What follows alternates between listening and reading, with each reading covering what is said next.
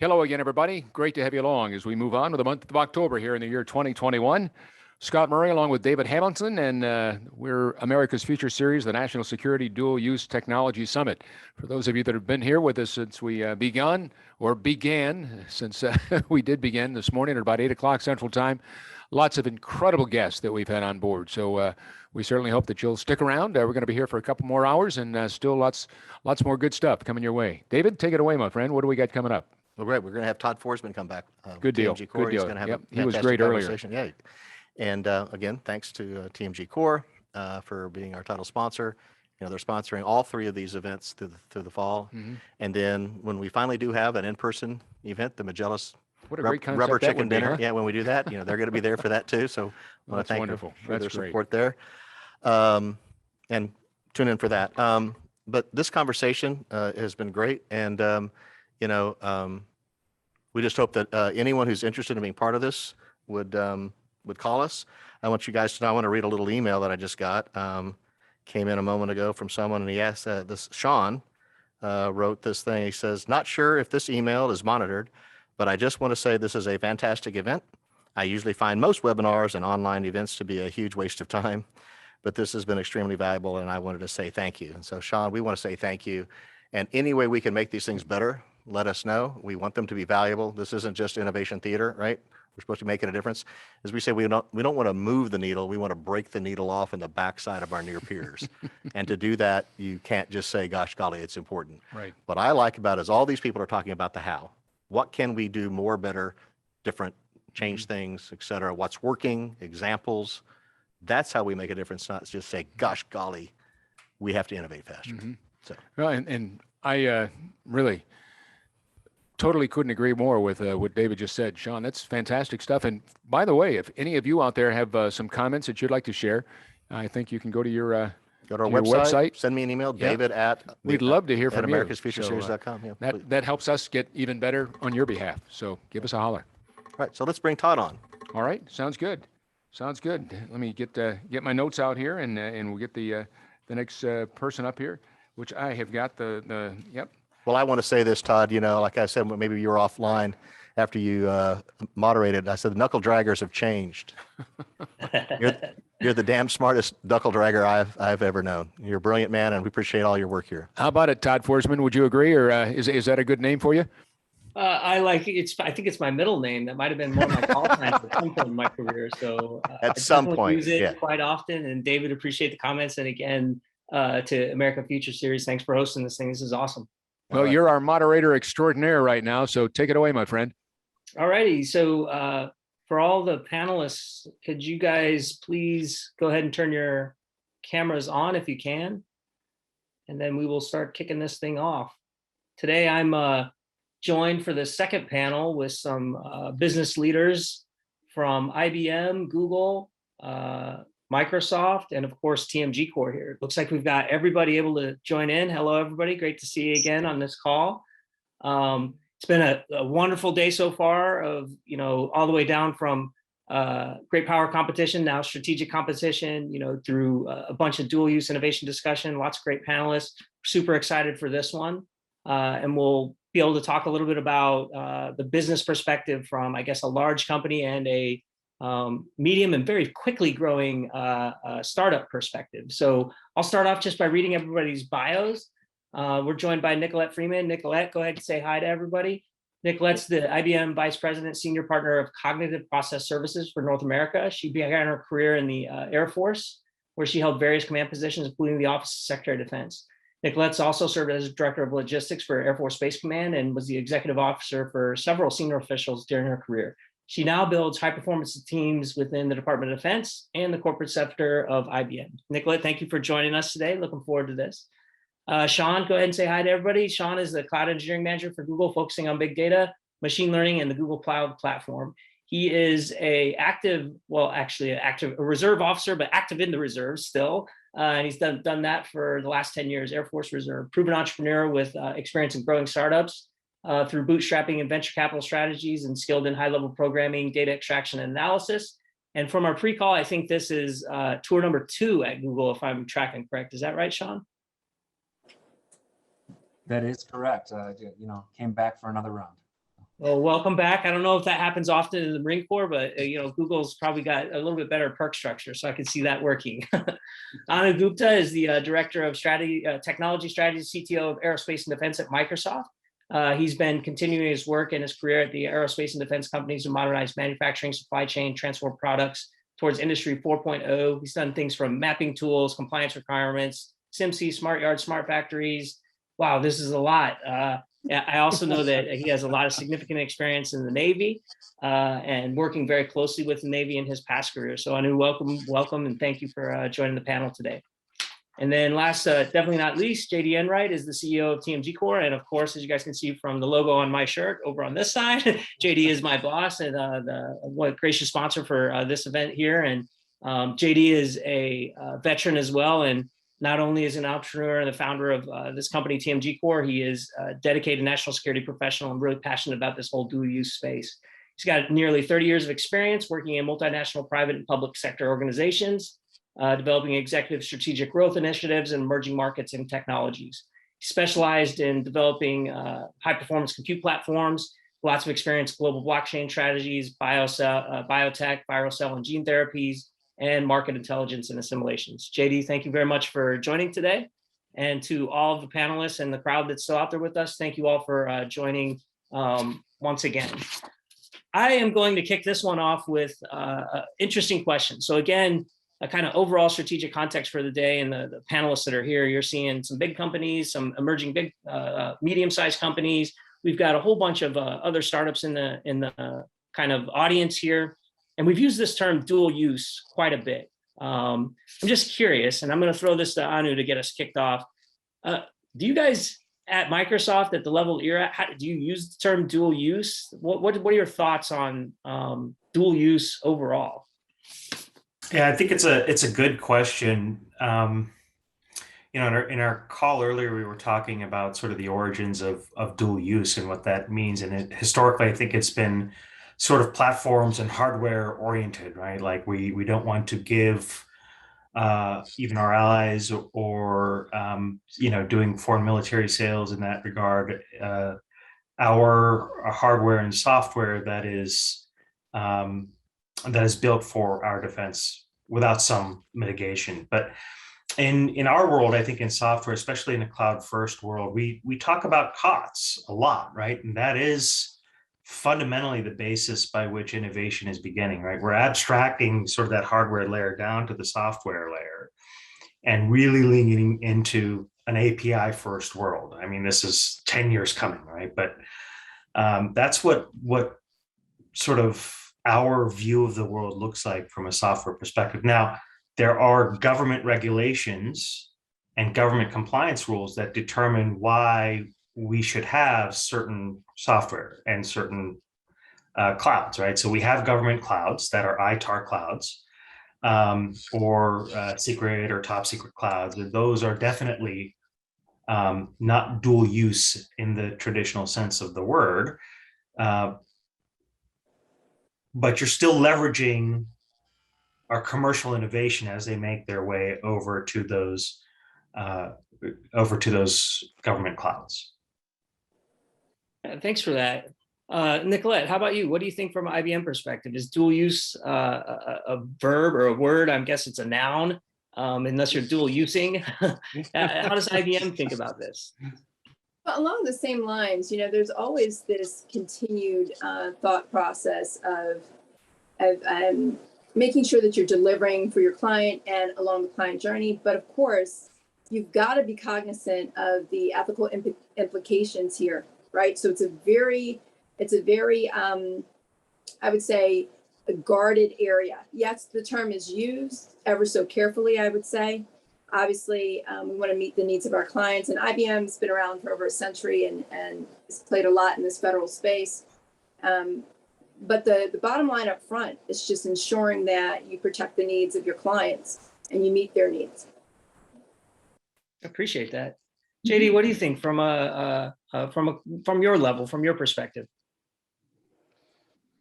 Well, we have a big challenge ahead of us in that China for the last decade, I'd say, and more so in the last, say, five years, has made a significant pursuit of advanced dual use technologies.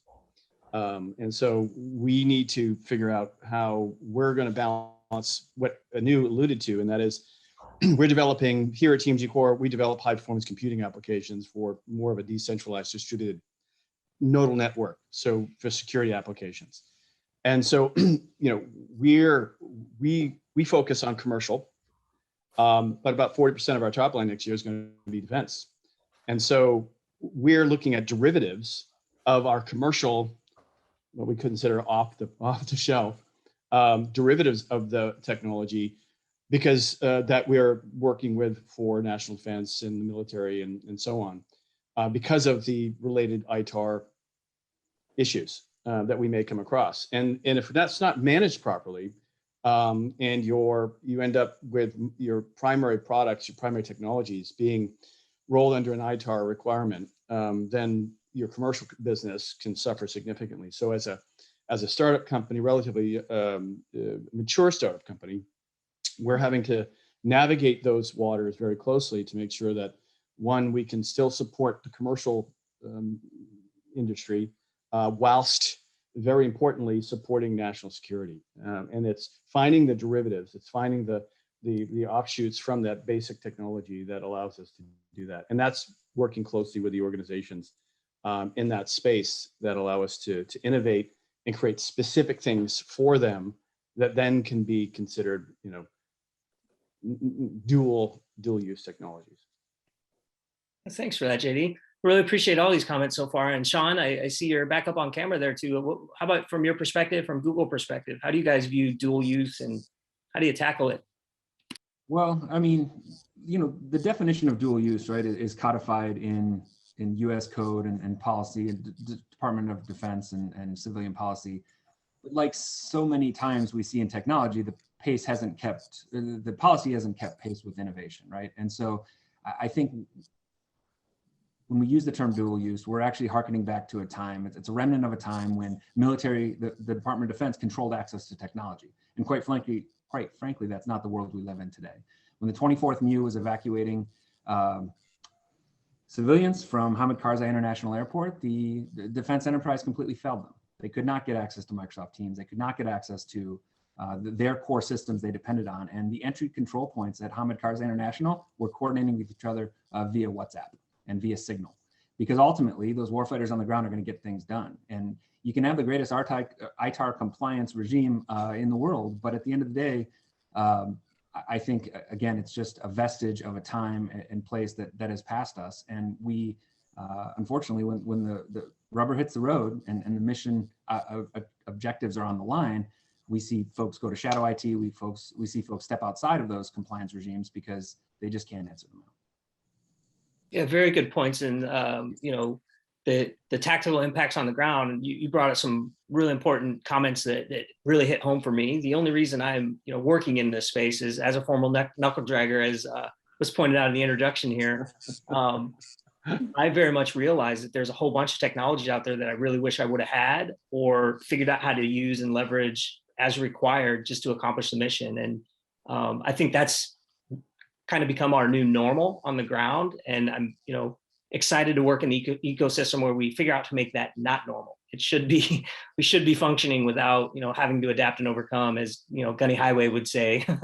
We need to do it the right way from the beginning. So this whole dual use concept, I really appreciate your guys' perspective on what that looks like. I do want to dig a little deeper though, and I'll throw this out to the group here. I'm just curious, as companies grow and go through the different life structures, they deal with operating in the commercial space and the kind of defense and national security space in different ways. A way that I believe I understand and kind of want to throw out there is, some companies create a whole new entity. So I think that's kind of the Microsoft way.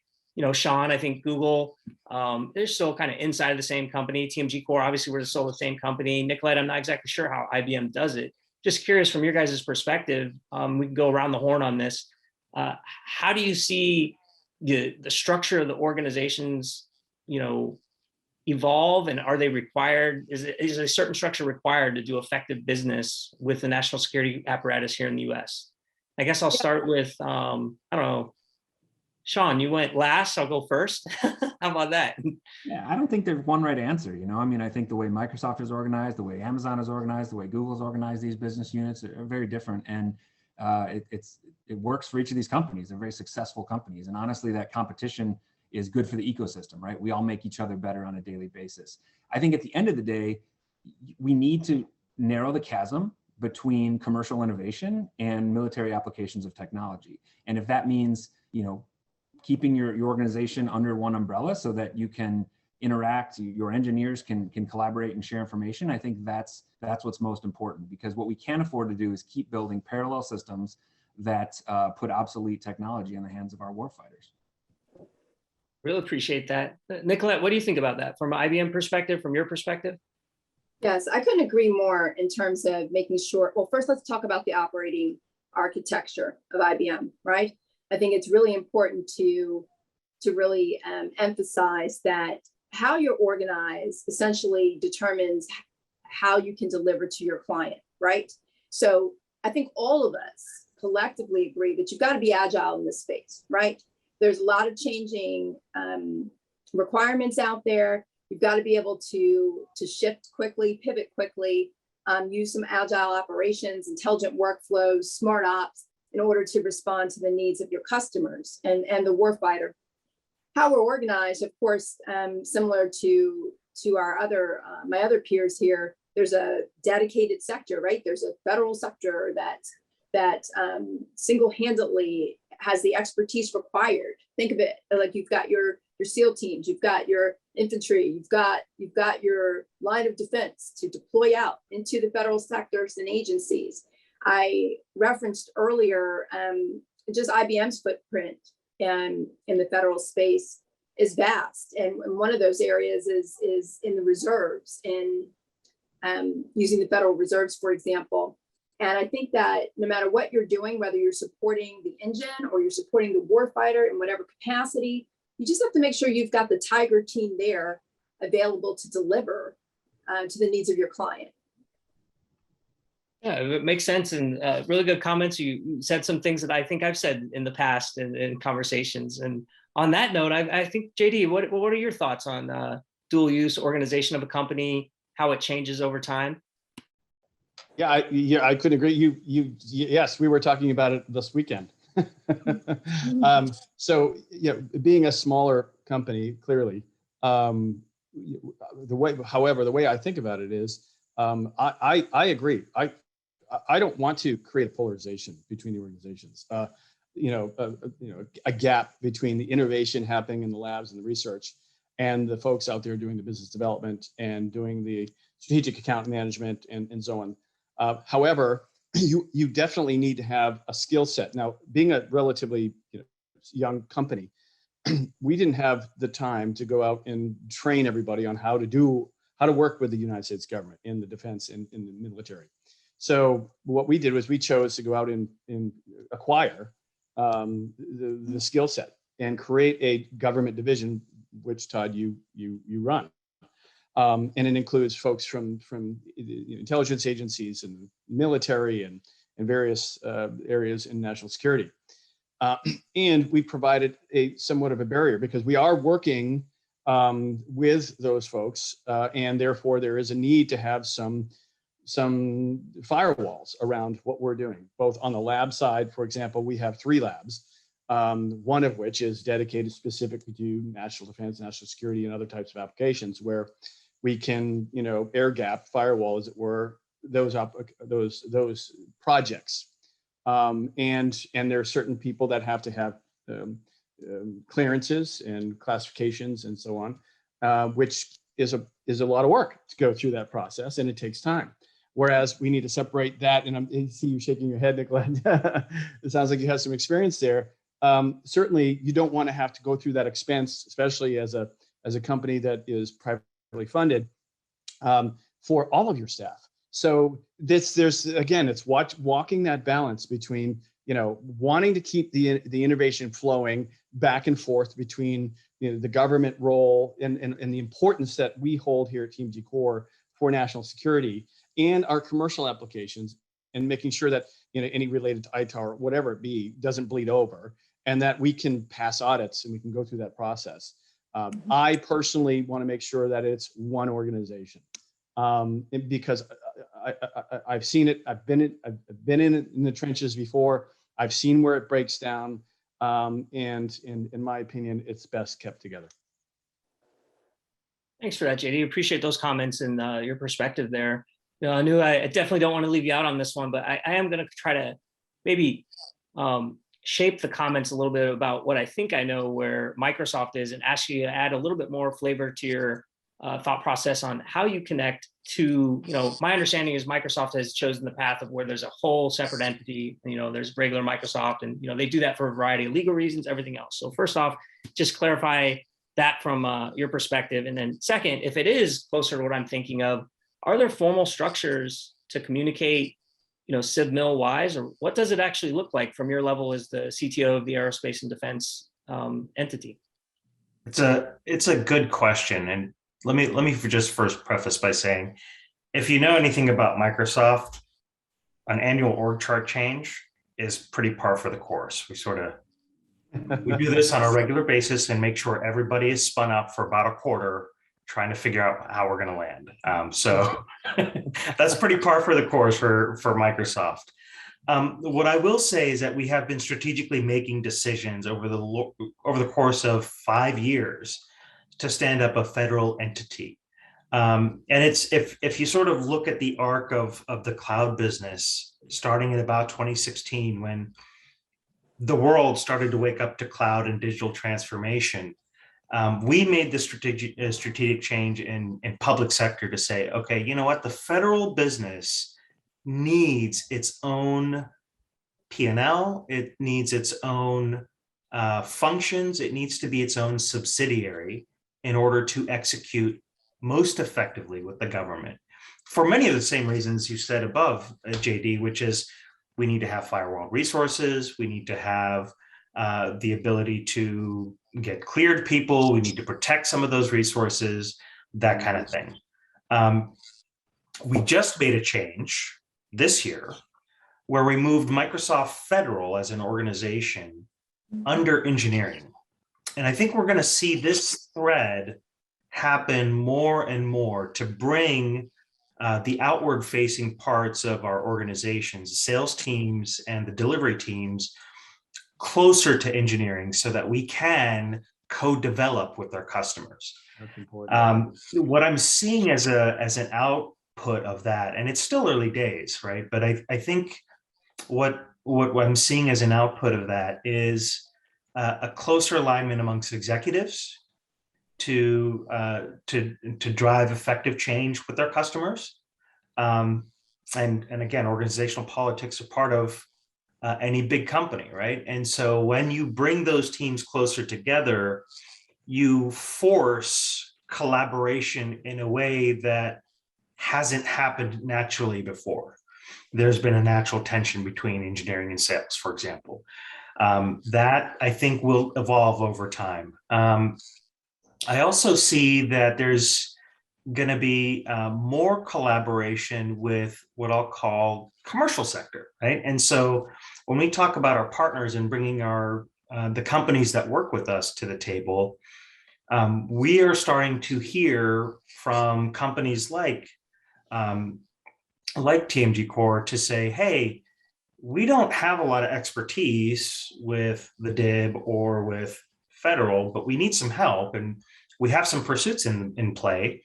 Let's work together. And that's where we can work together essentially to say, all right, what are the things you need to help you break in? What are the things we need in order for this to be a mutually agreeable partnership? And so we're doubling down on what Satya says is, you know, we're not here to be cool, we're here to make you be cool, right? And that applies to both our customers, but also our partners. And so we want to be that broker that really accelerates innovation and bring that commercial innovation into the federal space. We got to get through policy though. Oh my God. No, I can appreciate that. And I'm, you know, guessing from outside looking in, when the organization gets as big as, you know, an IBM, a Google, a Microsoft, it's probably got all the similar organizational challenges to just, you know, the overall Department of Defense with so many different things going on and figuring out who's doing what. And like you pointed out, with the org charts changing around, and even when you're in the system, you got to catch up with that. I remember, don't want to take us too far down this rabbit hole, but for those that are in the audience that do remember, there was a time when Southcom changed the J code structure. I don't know, 10 years ago. And obviously some really important people that are still involved in the innovation ecosystem space had a role in that. And I thought it was really interesting and exciting to try to change it. But I also saw the other side, the tactical perspective, is like, whoa, nobody knows who to talk to anymore because we changed the names, and literally people had to communicate by analogy. They're like, you know, we're this office, but that's basically the three, you know, whatever it was. So sorry to take us down that rabbit hole, but really appreciate these comments and where you guys are at. And another thing I want to stay and pause and spend a few moments on while we've got everybody in the same room at the same time, at least virtually here, is you talked about how you guys think of innovation, and, you know, one way of, you know, how you guys as Microsoft do innovation is working with startups. At least that's what I took from your comments. I'm curious to hear also from everybody's perspective is, you know, are there other ways? How do you do innovation as a company? If you're Google, how do you do innovation? Is it, you know, working with startups? Is it just in our labs? Is it a combo? Like, what does that look like? You know, and I guess since I said Google last, I'll start with you, Sean. How do you guys do innovation? What do you think of that? Yeah, I mean, I think, you know, Google does a really nice job internally of giving teams a lot of freedom to explore interesting ideas, and holds those teams to metrics and milestones to demonstrate that they're making success. And I think one thing we can do as you know, private companies in this space is to demonstrate that innovation to the Department of Defense, right? To be that thought leader, that kind of workout buddy, if you will, as they try to become more nimble and more flexible. But part of that, beyond partnering, is pushing back on some of the bureaucratic toil that has crept into the department. And, you know, one example of that is the current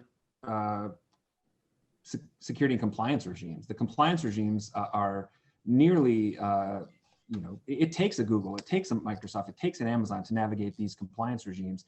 And that is, frankly, detrimental to the startup in a garage down the street, or the inventor in Silicon Valley who has a great idea. And so I think as big companies, we need to push back that, you know, we need to have, we need to prioritize security over compliance, and we need to have a system in place that allows folks to come off the street and listen. It's always said, DoD doesn't have an innovation problem, it has an innovation adoption problem. And one of the major barriers to that adoption is the current system for certification and accreditation. Your comments are resonating with me personally very well, and I know our CTO at TMG Core, Jake, is listening, and he's probably like, yes, from a small JD, and I'd love to hear your comments on this too, but definitely from a small company's perspective, at least from where I sit at TMG Core, I echo your sentiments exactly, and I do appreciate that from your seat in Google, seeing an extra role in creating an environment and helping to do the pushback that allows that innovation to happen without, you know, being stifled by these types of policies. That's important. Nicolette, how about from a IBM perspective? How do you guys do innovation? Well, I think it's a comprehensive toolkit, right? It's a lot of different things. And I think it falls along the same lines as you'd hear from Microsoft or Google, in that there is these waves of transformation. And as you look through and ebb and flow through these waves of digital transformation, you come up with new ways of doing business, right? And business ecologies change, you adapt to those. How do you do that?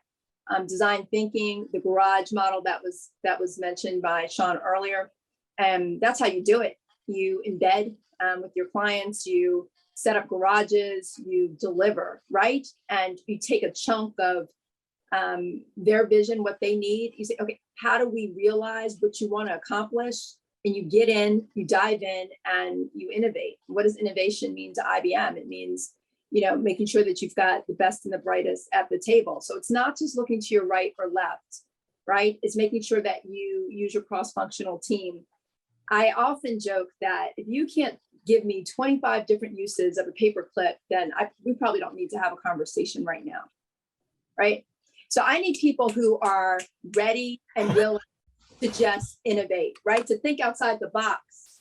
Because if you're limited and you already have a solution to a problem, then why are we here to begin with, right? This is going to take a lot of strategic thinking, a lot of heavy lifting, and a lot of coordination. And I'll be the first person to say, I wonder what X, Y, and Z is doing. And I'll tell you, my go-to right now is my own internal research. IBM research is phenomenal. But beyond that, I always challenge it. And I say, well, what's MIT doing? They have a brilliant innovation lab. And I tap into that a lot personally, because you asked for my personal opinion. So I will tell you that I'm a huge proponent of continuous learning. IBM's a huge proponent of thinking. Just think about it. That's a very long-winded way of saying that as we go through digital transformation, it is imperative to realize that if you think you know the answer, you're probably wrong. You probably haven't thought of it yet, because you're not in an environment where people expect you to come and say, yeah, this is it. This is not an exact equation. You can balance this equation several different ways, and you've got to weigh your options. Yeah, again, comments are very much resonating with things I've thought of, and I like your paperclip thing. I might have to borrow that at future job interviews and see what actually people can bring. I'm probably dating myself again here, but look here. Earrings, you can a lock pick. I mean, we don't have to go through the motions. And sorry to interrupt, but you're right. There's so many different ways to think about things. So please finish your thought. No, that's great. I really appreciate it. And yeah, it's just good stuff. And there's people in organizations, I think, that see the problems and let it stop them. And there's people in organizations that find solutions and keep going. And I think that's probably the startup superpower, at least from my perspective. So while we're on that thought, I'm going to skip and go right to JD on this. JD, how do you think of innovation, and how does TMG Core do innovation? Right, before you say that, JD, I just want to mention Todd, I think, just said he was going to do some future job interviews. Keep that in mind, right? I heard that loud and clear, but I'm choosing to interpret that as while he's interviewing new hires. Yes, that's how it was. That's how it was. Yeah, fair enough. We use this really interesting tool. Anyways, so how do we define innovation? Well, first thing, this TMG Core started in 2017. It was myself, Jake Mertel, Taylor Monig, and William Hadala. It was 4 of us. And then we had another gentleman there who was in the finance stuff, but Brian McMacken, great guy. But the technology folks were the 4 of us. And we found ourselves in a 150,000 square foot, 10 megawatt facility, thinking about how, and to your point, Nicolette, was consideration, thinking about the problem again and again and again. And then the way we defined, and I know this because of my partners, we've had these conversations at 3 o'clock in the morning in our onesies in the building, because we actually lived in the data center for like 2 years. Like, I had a bed in my office. We would talk all night about this stuff. And one of the things you talked about was innovation, and is this going to work? Well, for us, innovation is a never-ending process. You don't start and end and you say, whoa, I innovated. It's a nonstop iterative process of continuous improvement, and fail fast. You fail fast, you solve the problem, or you pivot and you move on. And that's how we innovate at TMG Core. And we reach out to the industry, research. Nicolette, I keep going back to you because you said some really interesting things there. Was research.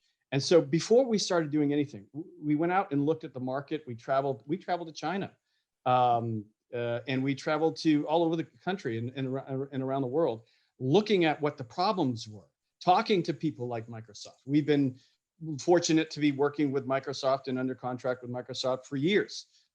Same with Google. We're working with Google right now, and doing some really innovative things. At least that's what they tell us. And so, we went out there and we talked to them and we said, hey, what are your challenges? We talked to the customers. We talked to those folks and some of the people in the industry like Vertiv and others. And it all came down to a certain segment of issues. And we said, we're not going to tackle them all. We're going to go after one thing. And then we're going to go out and we're going to break it, and we're going to bust it, and we're going to tear it apart, and we're going to reimagine it, and then we're going to fail fast, and we're going to continue to innovate, and we're never going to stop innovating. We're always going to go out there because as quick as you're innovating, things are changing. And so you have to be able to stay ahead of it, or at least stay with pace of it.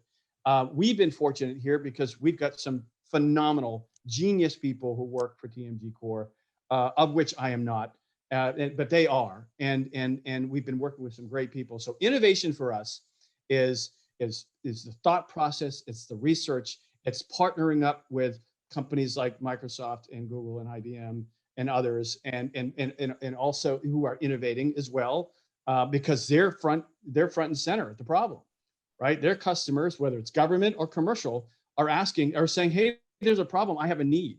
And so, they can't always pivot as fast as we can. That's just the nature of the beast.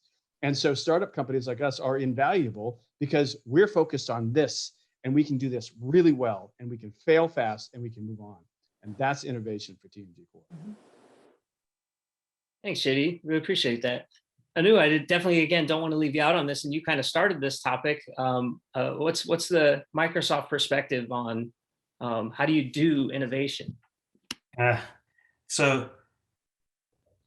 is the question we get from our customers is, how do you do innovation? How do you do digital transformation? How does Microsoft do it? And we don't have an answer that is like a process, right? We have a process. We have a delivery team that will walk you through, a 3 horizon model and kind of, do that thing. But when we talk about it with our executives, it's a cultural and leadership issue first and foremost.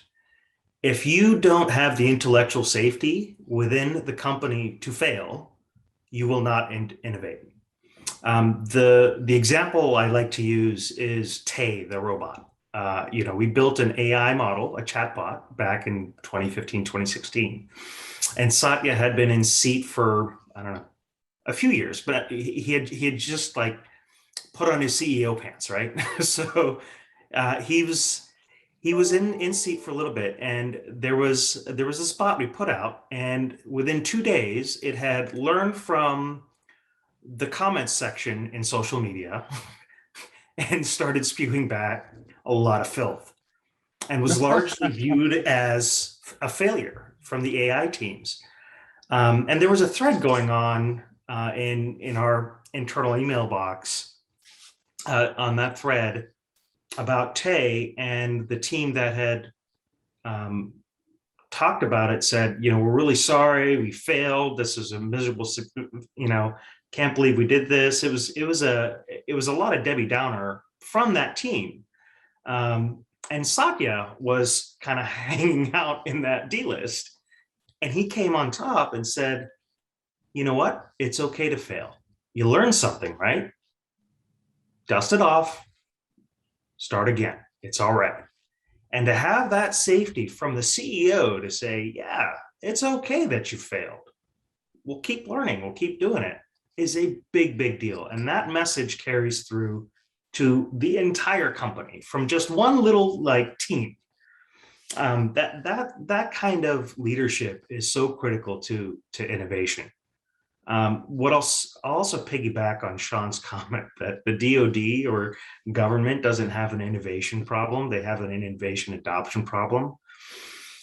This is something that I think we don't know how to crack, and we as a society. And I think this is something that we really have to tackle, because on one hand, you want the best and you want to be able to fail fast, but on the other hand, you're held almost hostage by cost constraints and artificial, I don't want to say artificial, but real compliance concerns, because you can't just get whatever commercial innovation out there unless it's secure in our world, right? If you look at special operations or SOF, they have a mission, and they have a clear mission to go innovate and complete the mission. So they can take massive risks. They can spend a lot of money. They can meet accomplish the mission goals. The rest of the DoD doesn't have that luxury. The rest of government doesn't have that luxury. They have to be cost conscious. They have to be good stewards of the taxpayer's dollar. They have to be compliant. So, policy is a big issue. But when we think about, okay, is FedRAMP the right hammer to hit everything with? I don't know about that, right? But going back to Sean's comment, like, how do you ensure something is secure without a standard? I don't know. I don't know the answer to that, but I think you have FedRAMP as a place to start. You know, for example, does that hinder innovation? It can if you're thinking about it when you start out, but I think if you are mature enough to say, hey, I can get to TRL 7 and get a contract in place with the government, I can start planning for it a little bit earlier. So there's a lot of thinking in terms of your evolution and design and development cycle with government, especially as a small company. So you can get an SBIR with your commercial innovation today. You can do small agreements with government today, but you have to have a view that, like, if you're going to go into production, you're going to have to start thinking about compliance and security, and you're going to have to start planning for it. And that's where you start doing these strategic alignments with the bigs to help you. Yeah, I really. Oh, go ahead, Nicolette. No, I was saying, Anu, that's a really great point. And I think, two things that you said is that really resonated with me is the toolkit, right? So exactly what do you need? What is the tool you need? Do you need a ladder or do you need a scaffold? Number one, right? You got to determine what you're solving for. And then two, with the bot, I think we all have examples of that throughout our organizations. And, you hit the nail on the head when you talked about, and I'll paraphrase, the digital transformation needs to be CEO driven. It needs to be a CEO driven business strategy, full stop, right? And you have to have those operating models to transform organizations up front. That's a minimum infrastructure for me, I think, in order to drive innovation, because it has to change your organization and the behaviors of people who are used to doing things a certain way, right? So this would be a behavioral driven event as well. And just to make sure you're meeting the needs of your clients. Todd. Oh, again, great comments. I really appreciate all this, guys. And it's reminding me of, my first panel that I got to lead on today was with the leadership of each innovation organization inside of the Department of Defense. So your AFWorks, SoftWorks, Naval X, all those folks were there, AAL. What's interesting to me and where I'd like to go next on this is, it's a great conversation around where we're at here. I'm thinking, it's still from a small company's perspective, very difficult to understand exactly how to partner or how to collaborate with a larger company. Very similar in the way that it is very, very difficult to figure out how to connect to the government in any way, shape, or form. So the government has, Department of Defense specifically has created innovation organizations to help kind of create a path and, make it more transparent, like the process. I'm just curious, especially from the big company's perspective, and then JD, I'm definitely going to come back and ask your perspective on this from a smaller company's perspective. How does this look how do we do this? How does a little company work with a big company? How does a big company find a little company to work with? And I think, Sean, it's probably your turn. I'll kick it over to you first. Yeah, I wish I had the magic answer, but I think you mentioned AFWorks earlier, and I think they've done a great job of demonstrating how our procurement system can be more nimble, can be more responsive to emerging technology coming out of small businesses. But the reality is a lot of those SBIR contracts coming out of AFWorks fail to become production because those technologies fall into the chasm of death, the valley of despair that is our compliance regime, right? That we can de-risk the procurement, but we have yet to de-risk the compliance. It's the problem that Anu spoke about earlier, which is just we have to have some standard in place, but the standard we have in place might not be exactly what we need. And unfortunately, it's such a bureaucratic force. It's such a force of inertia inside the department now that, it unfortunately takes things like a mass evacuation from Kabul or God forbid, the PRC coming across the Straits of Taiwan until we realize that, hey, this system is fundamentally broken. Because at the end of the day, we have the technology as a country, right? Fortune 500 companies, banks, they put their systems in Google's cloud and Microsoft's cloud, and they are able to move more nimbly, more dynamic. And we need to expect that same flexibility out of the federal government because ultimately, if we don't, we're kneecapping our folks in the field who are trying to get things done. I think to Nicolette's point, I love the fusion of innovation theory, right? If you go back to Everett Rogers in the 60s, looked at an organization and said, in any given organization, 2.5% of the people there are innovators, right? You've got then a bunch of early adopters, you've got late adopters, you've got laggards, and all of those personas, all those roles are very important. In fact, I wouldn't want to be part of an organization where everybody was trying to be an innovator, right? Nothing would get done. There's a lack of sustainability, there's a lack of stability there. And so I think it comes down to smart leaders like Anu described in Satya being, and providing that psychological safety, but then giving those innovators the set of tools they need to take risks, to take chances, right? And you can have guardrails in place so they don't accidentally exfiltrate everybody's personally identifiable information, but we can't expect them to innovate when we're giving them the same spreadsheets, the same slide software that they've had for 20, 30 years. We have to be able to reach out to the Trellos of the world, to the Slack of the world. These companies have come up and changed industries, but they have a nascent presence inside of the Department of Defense. And I think that's indicative of a very concerning paradigm. Anu, what do you think? Is there a path for Microsoft to partner with early stage companies that's clearly defined, or is this an area where there could be some improvement? Is there something we could learn from what's going on in defense right now? I think we're learning a little bit from defense for sure. We've stood up a team to go partner with early stage startups. I'm going to butcher the name, but it's effectively something to the tune of Microsoft Federal for startups, right? And so we have a team that's very working closely with the Capital Foundry in Texas to build, bring in a lot of those innovators that are kind of tuned towards the 4-star command there.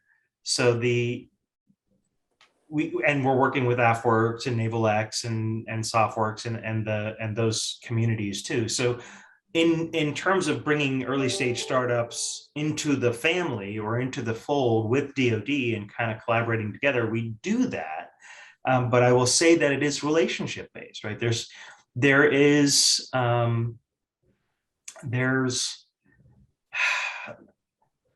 process within Microsoft to become a partner there is a path to there, right? So you can become a Microsoft certified partner, and if you want to do that, you can Bing or Google Microsoft partner ecosystem and find the path there. But I will say that it's the relationships that matter, right? So the more people especially working within the same ecosystem that you're working, the easier it will be together. I won't say it's totally easy because everyone else has a day job too, but it is relationship driven, and by and large, that's how partnerships form. It's been my experience, I'll say. It's not a great answer, but it's an answer. It's a great answer. It's a good answer. And there's some good comments going on in the chat. And just point everybody to, there's some official processes to do this, like a mentor protege program that's been out there. A lot of these are used by the traditional, I'll call the big primes, Lockheed, Boeings, more like that. But the stuff we're talking about here, I think, is very relevant to the discussion. And it's, again, from my perspective of seeing it from kind of both sides, I still think, and we've got a lot of these folks in the audience today, smaller startups, maybe Series A, Series B, sometimes even just seed stage. When you're at that stage, even having a conversation about which way to go can be very, very difficult. So I appreciate where you guys are coming from on this. JD, just expand from your perspective on a startup that's obviously made it past many of those stages, in terms of having raised money and gone through that. How do you think about, partnering with larger companies, especially as it relates to work in the national security kind of dual use innovation ecosystem? Well, $116 billion later, which is what we've invested thus far, and we've got more to go. It's been one heck of a roller coaster ride. I can tell you, if we hadn't done something, if the innovation wasn't first and foremost, if what we developed wasn't first and foremost, value add, no matter what you do, doesn't matter. So it starts with the product or products or the innovation or the platform or whatever it is. It starts there. Once you've done that and it's compelling enough, then it's all about socializing that in a meaningful way via your social networks. Anu, you said it. I mean, getting out there and exploring your social networks. It's really an entrepreneurial thing. There's entrepreneurs who are successful and there's those who aren't. And the ones who are, it's been my experience. This is my third rodeo now. And my first rodeo was a massive failure. It was like a kaplush, second one, not so much. It was pretty good. And what I found is that the most successful entrepreneurs, he or she is a real connector. Besides helping support the innovation and develop the ideas, but be able to carry that idea and communicate that idea broadly to the right and know their target. That's critical. Know your target, know the value of what you bring to the table. It has to be valuable. And then use things like, and I'm going to throw LinkedIn, right? You go to the shows. If you can't afford a big booth, get a small one. Partner up. We did that in the past. We made phone calls. I called every favor in. I mean, we said, hey, can we just take a little corner of your booth at the Supercompute 19 show? And then the next year we had a big one because you get exposure. You hire people when you can who come from the companies like IBM and Google and Microsoft, who see who appreciate what you're doing. And all of a sudden you've got a value add person who's in your side who has connections into those companies. It's about looking at how the puzzle fits together. We here at TMG Core, we are fortunate enough, far enough along, where we have commercial products, which we're in the market, and we're partnered with companies like Google and Microsoft and others, and we're using those relationships to support those partnerships to support each other because it's an ecosystem. And you said it earlier, there has to be a two-way street. There has to be a value add. No one's going to do anything for free. That's not the way the world works. And we're also doing it on our own. It's not enough to have the partnerships. Those are great. And that will help accelerate. And you're going to help those partners in their own individual way. But you also, once you get to a certain inflection point, you have to take it on, which is why you exist in our organization, Todd.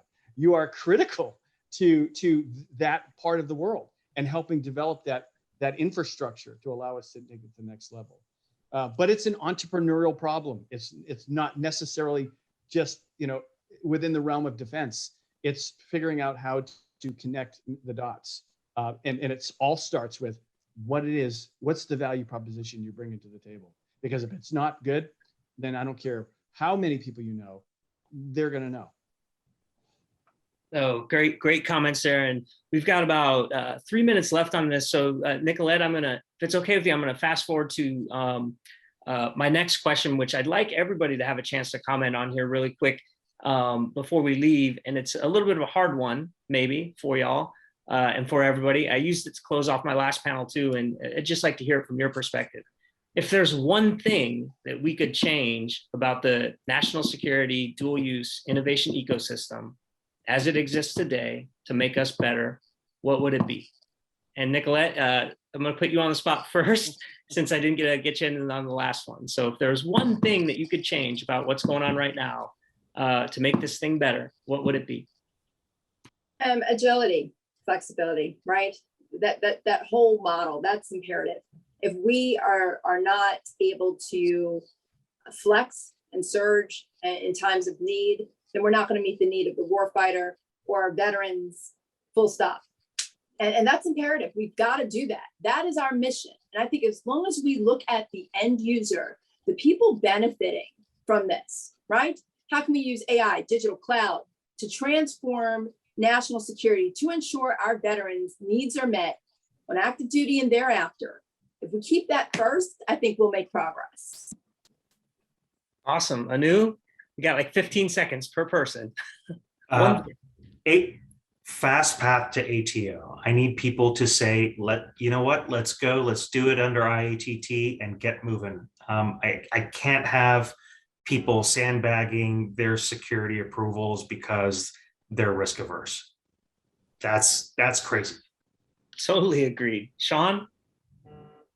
I mean, if I were king for a day, I'd cut the budget, because I think again and again, our uniformed personnel prove that they can get the job done. And I think we need to make some hard decisions about what programs we need to invest in the future, and cut out some of our technical debt. Awesome. JD? I'd expand broadly the DIU model. That simple. Awesome. Great comments, everybody. And I really appreciate the opportunity to talk with you guys today on this panel. Your perspectives are very unique. The roles that you play in your organizations are also very unique.